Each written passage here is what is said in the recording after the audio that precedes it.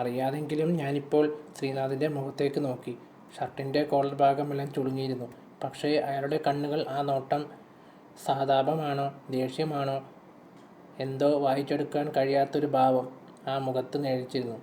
4 ദിവസം കഴിഞ്ഞ് നെറ്റിയിൽ സ്റ്റിച്ചെടുക്കാൻ വരണം. ഒരു 3 വീക്സ് കഴിഞ്ഞ് ശേഷം കാലിലെ പ്ലാസ്റ്റർ എടുക്കാം. ശരി ഡോക്ടർ. ഓക്കെ. പക്ഷേ ശ്രീനാഥ് അപ്പോഴും എന്നിൽ നിന്ന് എന്തോ നോട്ടം മാറ്റിയിരുന്നില്ല.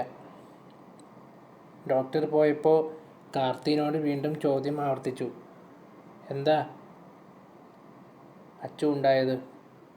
കിച്ചേട്ടാ, ഞാൻ അറിയാണ്ട് റോഡിൽ നിന്നൊരു സെൽഫി എടുത്തപ്പോൾ അയാളുടെ വണ്ടി. കിച്ചേട്ടാ, ഞാനിനി ആവർത്തിക്കില്ല.